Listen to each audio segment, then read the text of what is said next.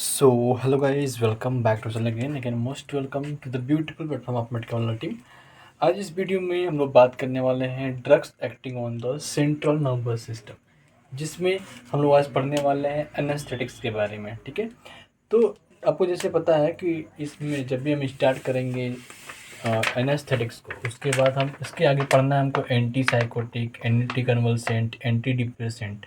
ठीक है, तो उसके लिए हमें कुछ नॉलेज जो है सीएनएस के बारे में होना चाहिए कि क्या होता है सेंट्रल नर्वस सिस्टम। ठीक है, तो पहले हम थोड़ा सा मोटी मोटा जान लेंगे कि क्या होता है ह्यूमन नर्वस सिस्टम, उसकी क्लासिफिकेशन क्या है। ठीक है, so the first one is human nervous system. So the human nervous system is the major controlling regulatory and communicating system in body. जो ह्यूमन नर्वस सिस्टम होता है एक तरह का देखें तो मेजर कंट्रोलिंग, रेगुलेटिंग और कम्युनिकेटिंग सेंटर होता है, सिस्टम होता है अपने बॉडी का। नर्वस सिस्टम से ही सारे इम्पल्सेज या फिर इंफॉर्मेशंस हमारे पूरे बॉडी पे ट्रांसफ़र होती है। ठीक है, इसीलिए इसको main regulatory and communicating centre बोलते हैं बॉडी का। ठीक है, it is the complex network of specialised cells, neurons that control and coordinate the body activities by transmitting signals between the different parts of body. ये एक तरह का complex network होता है स्पेशलाइज्ड सेल का, जिसको हम न्यूरॉन्स बोलते हैं, जो कंट्रोल करता है और कोऑर्डिनेट करता है बॉडी के एक्टिविटीज़ को by transmitting the signals between the different part of body. ये एक तरह का कॉम्प्लेक्स नेटवर्क होता है जिसको हम न्यूरॉन्स बोलते हैं। एक स्पेशलाइज्ड सेल होता है जो कंट्रोल करता है और कोऑर्डिनेट करता है बॉडी की एक्टिविटीज़ को। जो हमारी बॉडी की एक्टिविटीज़ होती है, जैसे मैं अगर पेन को हिला रहा हूँ, ठीक है, तो इसमें भी न्यूरोनल एक्टिविटीज़ इन्वॉल्व हो रही हैं, जो न्यूरॉन्स हैं सिग्नल दे रही हैं कि आपको पेन को लिखना है चाहे कुछ भी करना है। ठीक है, by transmitting signals between the different parts of body, मतलब डिफरेंट पार्ट्स ऑफ बॉडी पे डिफरेंट टाइप्स के सिग्नल्स एंड इम्पल्सेस जाते हैं दिमाग से, आपके नर्वस सिस्टम से, तब जाके वो एक्टिविटीज़ परफॉर्म की जाती है। सो इसीलिए जो नर्वस सिस्टम होता है इसको major controlling, regulatory and communicating centre बोलते हैं, सिस्टम बोलते हैं अपने पूरे बॉडी सिस्टम का। ठीक है, अब हम जानेंगे classification of the nervous system. तो अगर हम क्लासिफिकेशन जाने नर्वस सिस्टम का, तो नर्वस सिस्टम को हम फॉलोइंग क्लासेस में बांट सकते हैं। पहला, नर्वस सिस्टम को दो भागों में बांटते हैं। पहला है सीएनएस, सेंट्रल नर्वस सिस्टम। दूसरा है PNS, peripheral nervous system. Central nervous system को अगर बांटते हैं तो ब्रेन एंड स्पाइनल कॉर्ड में बढ़ता है, और पेरिफेरल नर्वस सिस्टम को अगर हम बांटते हैं तो autonomic nervous system and somatic nervous system में ये बढ़ जाता है। ये अब सेंट्रल नर्वस सिस्टम देखो, CNS is the part of nervous system that consist of brain and spinal cord. Nervous system का वो पार्ट होता है जिसमें ब्रेन और स्पाइनल कॉर्ड आते हैं, and are responsible for processing information and controlling the body activities. और ये दोनों ही रिस्पॉन्सिबल होते हैं डिफरेंट टाइप्स के प्रोसेसिंग के लिए इन्फॉर्मेशन का, और कंट्रोलिंग करने के लिए बॉडी की एक्टिविटी। क्योंकि ब्रेन जो होता है सिग्नल देता है और जो सारे सिग्नल्स होते हैं स्पाइनल कॉर्ड के माध्यम से पूरे बॉडीज में फैल जाते हैं। जैसे जैसे सिंपल से देखो, ये ब्रेन है, ये जो पोर्शन है ब्रेन वाला पार्ट है ऊपर का, ये जो ऐसे पूरा बनाओ तो ब्रेन पार्ट है, और ये पोर्शन जो है स्पाइनल कॉर्ड का है।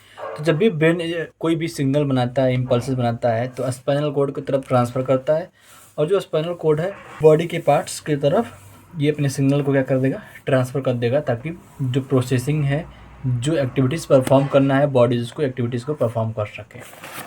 ठीक है, so CNS is the part of nervous system that consist of brain and spinal cord and are responsible for processing information and controlling the body activities. Brain and spinal cord है, CNS के part हैं जो responsible होते हैं different types के information को process करने के लिए और डिफरेंट टाइप्स के बॉडी एक्टिविटीज़ को कंट्रोल करने के लिए। ठीक है, अब हम लोग पढ़ेंगे brain. Brain is the main part of central nervous system that controls, coordinates and regulate all body functions.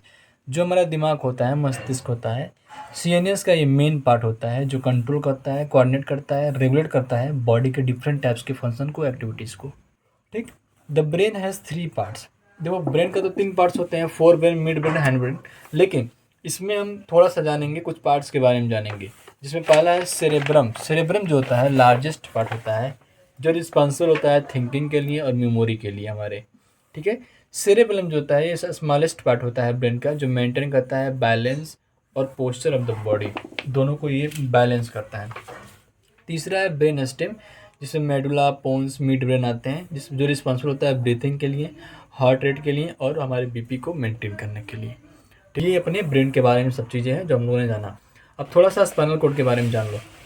So, a spinal cord is the long cylindrical part of central nervous system that extend from the brain stem and transmit the nerve impulses between the brain and body।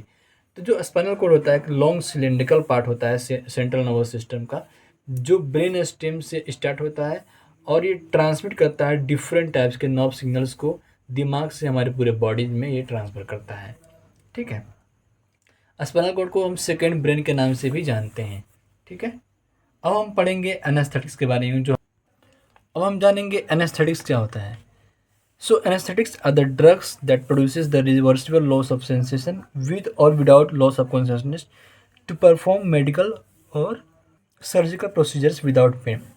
Anaesthetics एक ऐसे drugs होते हैं जो reversible loss of sensation करते हैं। मतलब किसी भी व्यक्ति को जब भी हम एनेस्थेटिक्स देते हैं तो उसकी जो कॉन्शियसनेस होती है वो कुछ पल के लिए वो अनकॉन्शियस हो जाता है और फिर वो रिवर्स होकर कॉन्शियस हो जाता है। बोले तो कोई भी व्यक्ति को जब एनेस्थेटिक्स हम लोग देते हैं तो कुछ समय के लिए फिर बेहोश रहता है और फिर से वो दोबारा सचेत अवस्था में आता है। जब किसी किसी पेशेंट का ऑपरेशन हो रहा है, उस केस में पेशेंट से बातें भी की जा रही है, तो ये विद और विदाउट लॉस ऑफ कॉन्शियसनेस, मतलब अगर किसी पार्टिकुलर प्लेस पे अगर शून्य कर दिया जाए, एनेस्थेटिक्स का प्रयोग किया जाए, तो पार्टिकुलर पार्ट ऑफ बॉडी ही शून्य हो जाएगा और वहाँ से सेंसेशन पूरे लॉस हो जाएंगे। वहाँ पर कोई भी सेंसेसरी चीज़ें नहीं पहुँच पाएंगी। ठीक है, it temporarily block the sensation and pain allowing the painless surgical procedure. ये टेम्परेली ब्लॉक कर देता है सारे सेंसेशन को, इम्पल्सेस को, ताकि पेनलेस सर्जिकल प्रोसीजर हो सके। मतलब जब भी कोई सर्जिकल प्रोसीजर हो रहा है, कोई चीरफाड़ हो रहा है, ऑपरेशन हो रहा है, तो उसमें किसी भी पेशेंट को दर्द महसूस ना हो। तो ये एनेस्थेटिक्स के बारे में है जो हम लोगों ने जाना। अब हम पढ़ेंगे कैरेक्टरिस्टिक्स ऑफ आइडियल एनेस्थेटिक्स, कि कोई भी जो एनेस्थेटिक्स है तो उसको कैसे हम मानेंगे कि एक अच्छा एनेस्थेटिक्स हो। मतलब अगर देखा जाए तो एक अच्छा एनेस्थेटिक्स का क्या गुण होता है, एक अच्छा एनेस्थेटिक्स का क्या कैरेक्टरिस्टिक्स होता है, क्या लक्षण होते हैं उसके, क्योंकि ये एक बहुत अच्छा एनेस्थेटिक्स है।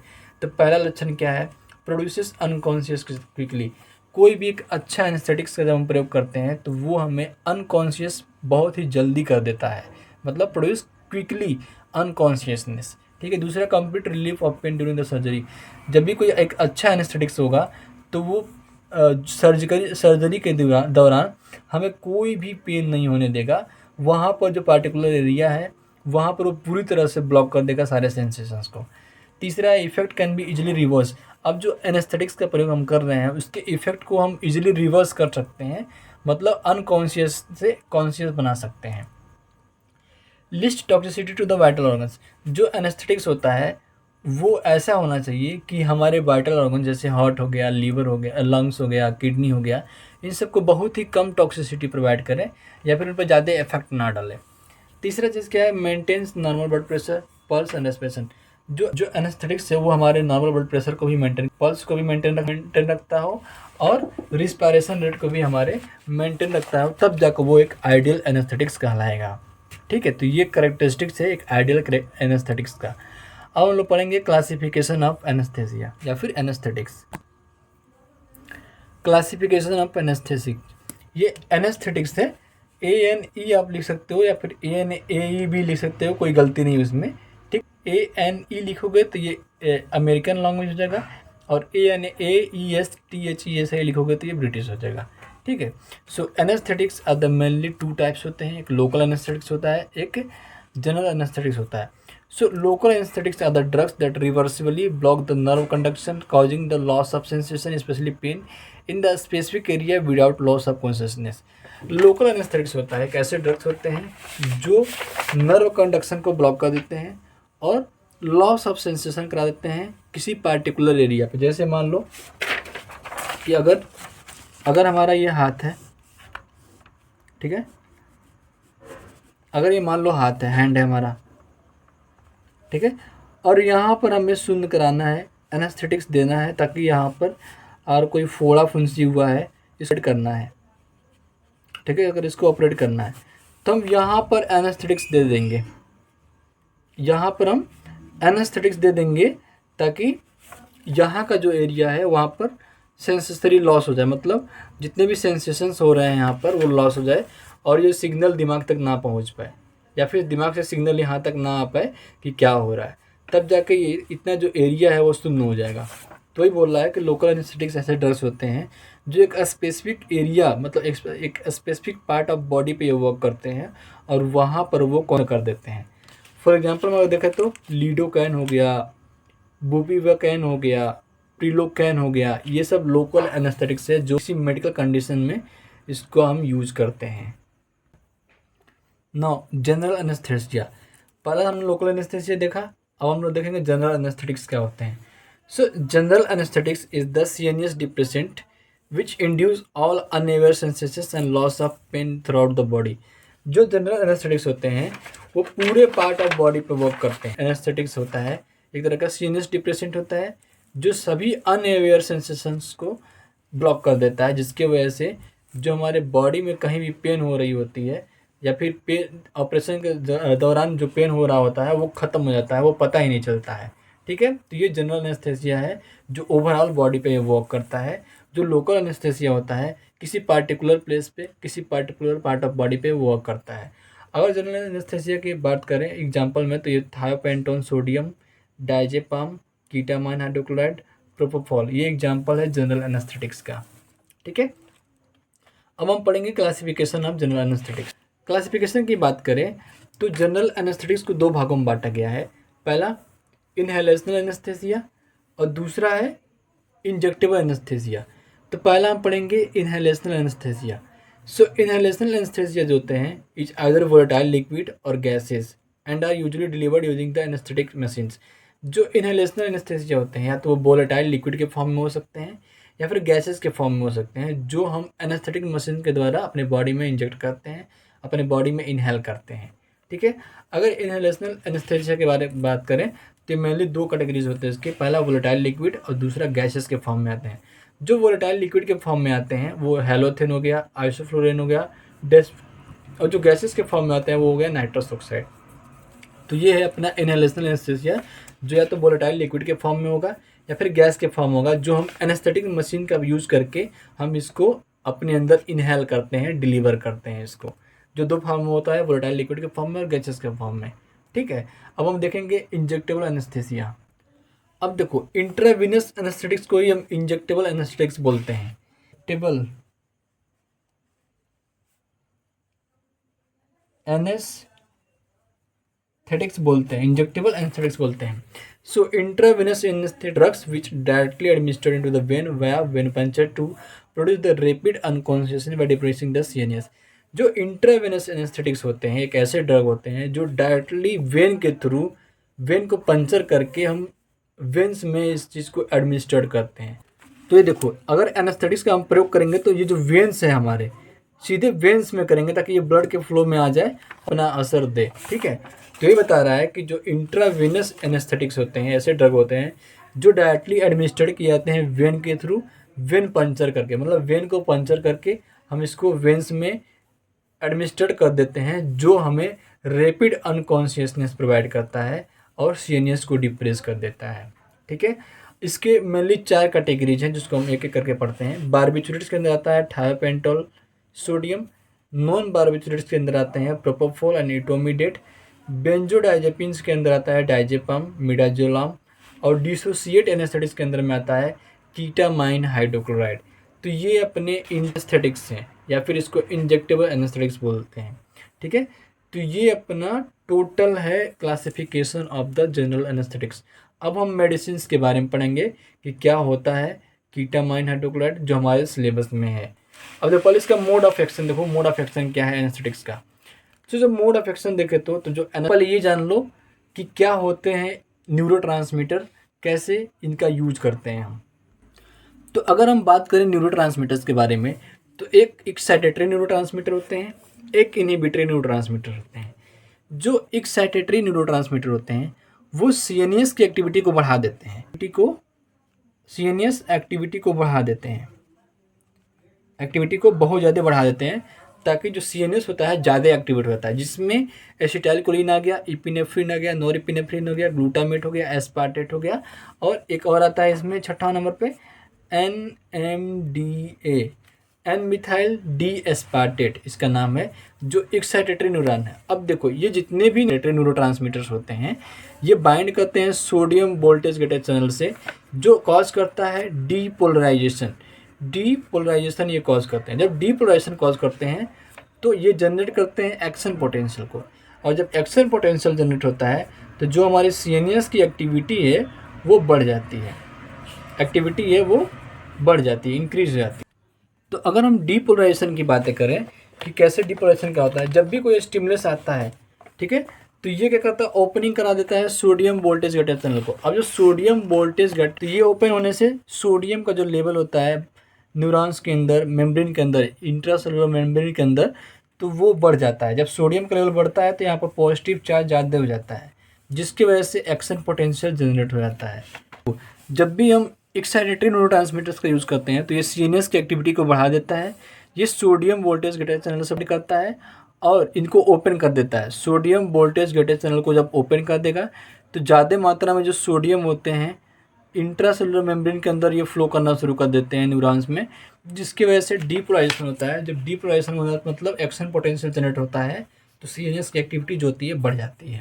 इनहिबिटरी न्यूरोट्रांसमीटर्स की बात करें तो ये बाइंडिंग कराते हैं क्लोराइड चैनल से, जिसकी वजह से हाइपरपोलराइजेशन होता है। जब हाइपरपोलराइजेशन होता है तो CNS की एक्टिविटी जो होती है डिक्रीज हो जाती है, जिसमें आ गया आपका गाबा, सीरोटोनिन, डोपामिन और ग्लाइसिन। ये इनहिबिटरी न्यूरोट्रांसमीटर्स हैं।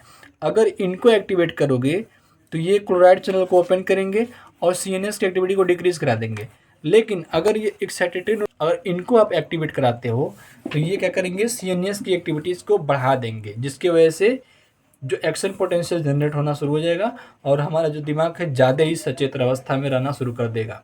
ठीक है, ऐसे ही अगर इनहिबिटरी इसको एक्टिवेट कराते हो, इस केस में क्या होगा कि जो क्लोराइड चैनल होगा उससे वो बाइंड करेगा और हाइपर पोलराइजेशन करेगा, क्योंकि अंदर जो होता है क्लोराइड के चैनल को ओपन करने से क्लोराइड की मात्रा अंदर बढ़ती है तो निगेटिव चार्ज जनरेट होता है, जिसकी वजह से हाइपर पोलराइजेशन होता है और जो CNS की एक्टिविटी है डिक्रीज हो जाती है, तो हमें नींद आने लगती है या फिर हम अनकॉन्शियस होना शुरू कर देते हैं। तो अब देखो, अब ये चीज़ आपको समझ में आएगा कि जो NMDA होता है ये आपका क्या है, एक तरह का एक्साइटेटरी न्यूरोट्रांसमीटर्स है। NMDA जैसे मैंने बताया था कि ये जो NMDA है एक्साइटेटरी न्यूरोट्रांसमीटर्स है, CNS की एक्टिविटी को इंक्रीज करता है। इसका मतलब ये है कि जो एनेस्थेटिक्स ड्रग्स है ये वर्क करते हैं CNS पे और NMDA न्यूरोट्रांसमीटर को डिक्रीज करते हैं। चूँकि ये एक्साइटेटरी न्यूरोट्रांसमीटर है, अगर इसको ही डिक्रीज कर दोगे तो CNS का डिप्रेशन होना शुरू हो जाएगा। देखो यहाँ पर दो काम करता है। पहला, NMDA को डिक्रीज कर देता है, मतलब जो एक्साइटेटरी न्यूरोट्रांसमीटर है उसको डिक्रीज कर देगा, तो CNS अपने आप ही डिप्रेस होना शुरू हो जाएगा। साथ साथ में जो गाबा रिसेप्टर होता है, जो एक तरह का इनहिबिटरी न्यूरोट्रांसमीटर्स होता है, उसको ये इंक्रीज करना शुरू कर देता है। मतलब NMDA जो है उसको डिक्रीज करेगा तो जो न्यूरॉन्स की एक्साइटेशन है उसको वो घटना शुरू हो जाएगी, तो CNS डिप्रेशन होगा। साथ साथ में गाबा को भी बढ़ा देगा, मतलब डबल तरीके से ये इनहिबिशन कराएगा CNS का। पहले NMDA जो होता है एक्साइटेटरी न्यूरोट्रांसमीटर होता है, इसको डिक्रीज कराएगा तो CNS की एक्टिविटी घट जाएगी। साथ साथ में ये गाबा को भी बढ़ा रहा है। जब गाबा को बढ़ाएगा तो ये एक तरह का गाबा जो होता है इनहिबिटरी न्यूरोट्रांसमीटर होता है, इसके एक्टिवेशन से क्या होगा कि CNS का डिप्रेशन होगा और इंसान सोने लगेगा, सीडेशन उसके अंदर कॉज होगा, है कि नहीं। तो यही बोल रहा है कि जो एनेस्थेटिक्स ड्रग्स है CNS पे वर्क करते हैं और CNS पे वर्क करने के साथ साथ वहाँ पर वो गाबा रिसेप्टर को बढ़ाते हैं और NMDA रिसेप्टर को घटाते हैं। रिसेप्टर बोले तो न्यूरोट्रांसमीटर। तो जब NMDA न्यूरोट्रांसमीटर जब डिक्रीज होना शुरू होता है, इनहिबिट होना शुरू होता है, तो ये ब्रेन की एक्टिविटी को भी डिक्रीज करना शुरू कर देता है। साथ साथ में जब गाबा जब इंक्रीज होता है, एक तरह का ये इनहिबिटरी न्यूरोट्रांसमीटर है, इसकी वजह से एक्टिवेशन ऑफ गाबा होने की वजह से CNS की एक्टिविटी डिक्रीज होनी शुरू हो जाती है, न्यूरोनल इनहिबिशन होना शुरू हो जाता है, जिसकी वजह से CNS डिप्रेशन होता है और पेशेंट अनकॉन्शियस हो जाता है या फिर उसको कहीं भी सेंसेशन महसूस नहीं होता है दर्द का चाहे किसी और चीज़ का। ठीक है, अब हम पढ़ेंगे मेडिसिन के बारे में। एग्जाम्पल्स ऑफ जनरल एनेस्थेटिक्स जो हमारे सिलेबस में है, ठीक है। So the examples of general anaesthetics are thiopental sodium, ketamine hydrochloride and propofol. ये स्टार मार्क है, मतलब इसका स्ट्रक्चर भी हमें पढ़ना है। तो first medicine is thiopental sodium. तो अगर थायोपेंटाल सोडियम के बारे में बात करें, So thiopentone sodium is a fast-acting intravenous anesthetic drug belonging to the barbiturate class. It depresses the sinus activity rapidly. जो थायोपेंटल सोडियम होता है एक तरह का fast acting intravenous anaesthetic drug है, मतलब इसको इंजेक्शन के थ्रू लिया जाता है, एडमिनिस्ट्रेट किया जाता है हमारे वेन्स में, जो बार्बिटूरेट की क्लास का से बिलोंग करता है। ये डिप्रेस करता है सीनियस एक्टिविटी को बहुत तेज़ी से, ठीक है। और केमिकल नेम की इसकी बातें करें तो सोडियम 5 इथाइल 5 1 मिथाइल ब्यूटाइल 2 थायोबार्बिटूरेट, ये केमिकल नेम है इसका थायोपेंटल सोडियम का। केमिकल स्ट्रक्चर देखो तो ये केमिकल स्ट्रक्चर है इसका, ये देखो CH3, ये CH2, यहाँ से CH3 CH2 CH2 CH3, ठीक है। तो इसमें कंफ्यूज नहीं होना, उस तरह से भी आप लिख सकते हो। जैसे वो फार्मास्यूटिकल प्रिपरेशन की बात करें तो जो थायोपेंटल सोडियम होता है इंजेक्शन के फॉर्म में भी आता है, पाउडर के फॉर्म में भी आता है और सॉल्यूशन के फॉर्म में भी आता है मार्केट में। अब इसके मैकेनिज्म ऑफ एक्शन के बारे में देखो, जो थायोपेंटल सोडियम होता है बाइंड करता है गाबा रिसेप्टर पे। जैसे आपको पता है कि गाबा रिसेप्टर एक तरह का इनहिबिटरी न्यूरोट्रांसमीटर होता है जो सीएनएस की एक्टिविटी को डिक्रीज करता है। तो ये इन्हेंस करता है एक्शन ऑफ इनहिबिटरी न्यूरोट्रांसमीटर, जिसकी वजह से इंक्रीज होता है influx of chloride ions in the neurons, जिसकी वजह से हाइपरपोलराइजेशन होता है। तो जो न्यूरोनल एक्टिविटी होता है, जो न्यूरोनल एक्साइटेबिलिटी होता है वो घटना शुरू हो जाता है, और जो सीएनएस हमारा होता है डिप्रेस होना शुरू हो जाता है, जिसकी वजह से हमें सीडेशन कॉज होता है, रिलैक्सेशन महसूस होता है और हम सोना शुरू कर देते हैं, ठीक है। स्टेबिलिटी एंड स्टोरेज की बात करें तो stored at control room temperature 20 से 25 degree Celsius and away from the heat and light. इसको हम स्टोर करते हैं रूम टेम्परेचर पे 20 से 25 डिग्री सेल्सियस पे, और हीट एंड लाइट से इसको हम दूर रखते हैं। और पॉपुलर ब्रांड नेम की बात करें तो पेंटोथॉल नाम से आता है, ये थायोसोल नाम है, पेंटोन नाम से आता है और एनेस्थल नाम से मार्केट में आपको मिल जाएगा। ये यूजेस की बातें करें तो thiopental sodium is use to produce the sedation pre operative surgery, मतलब सर्जरी होने से पहले इसको दिया जाता है ताकि पूरा बॉडी में जो सेंसेशन है वो सेंसेसरी लॉस हो जाए, मतलब जो सिग्नल्स का ट्रांसमिशन हो रहा है पूरे बॉडी में वो पूरी तरह से ब्लॉक हो जाए। It is use to control the severe seizures, ये बहुत समय को ठीक करने में भी ये यूज़ किया जाता है। It is use for the deep sedation in critically ill patients, का किसी का ब्रेन ऑपरेशन हुआ है उसको आप यूज़ कर देते हो थायोपेंटल सोडियम का, तो वो डीप स्लीप में जाता है, उसके अंदर डीप सीडेशन पैदा हो जाता है, मतलब लंबे समय तक वो अनकॉन्शियस होता है। तो ये था अपना पूरा थायोपेंटल सोडियम। और हम नेक्स्ट पढ़ेंगे। Now the next drug is ketamine hydrochloride. Ketamine hydrochloride is a rapid acting intravenous और intramuscular anaesthetic drug belongs to dissociate anaesthetics. Ketamine hydrochloride एक तरह का रैपिड एक्टिंग इंट्रावेनस या फिर इंट्रामस्कुलर एनेस्थेटिक ड्रग है जो डिसोसिएट एनेस्थेटिक के class से बिलोंग करता है, ठीक है। It works by blocking the excitatory neurotransmitter in the brain. ये जितने भी एक्साइटेटरी न्यूरोट्रांसमीटर होते हैं जैसे मैंने आपको बताया था उनको ब्लॉक कर देते हैं ये। अगर एक्साइटेटरी की बात करें तो acetylcholine, epinephrine, norepinephrine, glutamate, aspartate, NMDA, इन सबको क्या करेगा ये ब्लॉक कर देता है, ठीक है। केमिकल नेम की बातें करें तो इसकी 2,2 chlorophenyl 2 methyl amino cyclohexane 1 on, ये इसका केमिकल नेम है, IPSC नेम है। अब इसका केमिकल स्ट्रक्चर देखो कुछ ऐसा ये दिखता है कीटामाइन हाइड्रोक्लोराइड। अब इसके मैकेनिज्म ऑफ एक्शन को देखते हैं हम लोग। सो जो कीटामाइन हाइड्रोक्लोराइड होता है IM देते हैं इसको या फिर IV दे सकते हैं, ब्लॉक करता है NMDA रिसेप्टर को। जैसे आपको पता है कि NMDA रिसेप्टर जो होता है न्यूरोट्रांसमीटर जो होता है एक तरह का एक्साइटेटरी न्यूरोट्रांसमीटर होता है जो सीएनएस की एक्टिविटी को बढ़ाता है, लेकिन जब इसको हम ब्लॉक कर देते हैं तो ये इनहिबिट करता है एक्शन ऑफ ग्लूटामेट, जिसके वजह से जितने भी एक्साइटेटरी न्यूरोट्रांसमीटर्स होते हैं उनकी एक्टिविटी घटने लगती है, जिसकी वजह से डिसोसिएशन होता है थैलेमस एंड लिम्बिक सिस्टम का। मतलब जो थैलेमस होता है और लिम्बिक सिस्टम होता है वो पूरी तरह से सुस्त होना शुरू हो जाते हैं और हमें एनाल्जेसिया होता है, एमनीसिया फील होता है और सीडेशन कॉज होता है। तीनों एक साथ होता है, मतलब अगर पेन हो रहा है तो वो भी ख़त्म होता है, नींद आना शुरू हो जाता है और हमें बेहोशी आना शुरू हो जाती है, जो एक तरह का डिसोसिएटिव एनेस्थेटिक की तरह वर्क करता है। अगर फार्मास्यूटिकल प्रिपरेशन की बात करें तो ये लिक्विड सोल्यूशन के फॉर्म में आता है। स्टेबिलिटी एंड स्टोरेज कंडीशन की बात करें it should be kept in the well closed air tight container at temperature range of 2 to 8 degree Celsius. Ketamine hydrochloride होता है उसको हम well closed air tight container में रखते हैं और जो टेम्परेचर का रेंज होता है 2 से 8 डिग्री सेल्सियस के बीच में हम इसको रखते हैं क्योंकि ये लिक्विड सोल्यूशन के फॉर्म में आता है, ठीक है। अगर पॉपुलर ब्रांड नेम की बातें करें तो कीटालार नाम से आता है, एनकेट के नाम से आता है, कीटामिन के नाम से आता है और वर्केट के नाम से ये ब्रांड नेम है जो मार्केट में अवेलेबल है, जहाँ पर जब भी आप परचेस करने जाओगे तो आपको कीटामाइन हाइड्रोक्लोराइड मिल जाएगा। यूजेस की बात करें तो it is used as anaesthetic agent in the various diagnostic and surgical procedure. ये बहुत सारे सर्जिकल और डायग्नोस्टिक प्रोसीजर में एक तरह का एनेस्थेटिक एजेंट की तरह यूज़ करते हैं। It is used as strong analysis, मतलब कहीं भी पेन हो रहा है, पेन अगर ख़त्म नहीं हो रहा है, ऑपरेशन के दौरान अगर पेन ज़्यादा हो रहा है तो हम इसका यूज़ कर लेते हैं ताकि पेन का जो सेंसेशन है पूरे बॉडी से ब्लॉक हो जाए। It is used as emergency anaesthetics in the trauma patient. जितने भी ट्रामा पेशेंट होते हैं जिनका ब्रेन का ऑपरेशन होना रहता है, इमरजेंसी एनेस्थेटिक्स की तरह यूज़ करते हैं। ठीक है, तो ये था अपना पूरा कीटामाइन hydrochloride. Now the next one is propofol, and this is the last. Propofol is a short-acting intravenous general anesthetics which is used to maintain the sedation and anesthesia. Propofol एक तरह का short acting intravenous general anaesthetics है जिसका use हम करते हैं sedation को maintain करने में और एनेस्थेसिया को मेंटेन करने के लिए। ठीक है, केमिकल नेम की बात करें तो 2,6 डाई आइसोप्रोपाइल के नाम से ये आता है कि इसका केमिकल नेम है। मोड ऑफ एक्शन की बात करें तो propofol enhances GABA A receptor activity, the main inhibitory neurotransmitter in the सीनियस।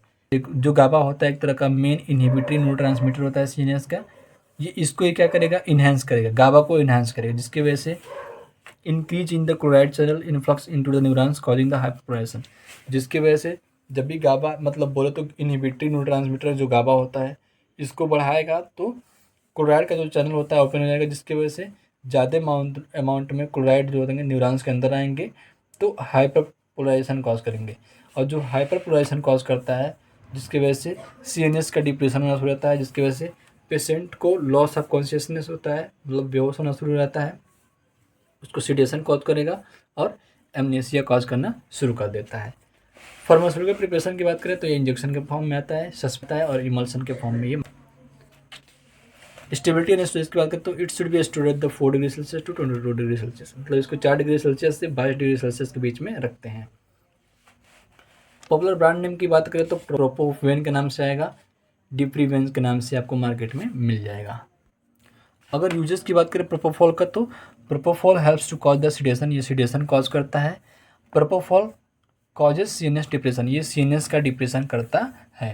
तो ये था अपना पूरा एनेस्थेटिक्स के बारे में। जहाँ तक मुझे पता है आपको वीडियो समझ में आया होगा। वीडियो को लाइक करिए, शेयर करिए, चैनल को सब्सक्राइब करिए। Thank you so much for watching this video.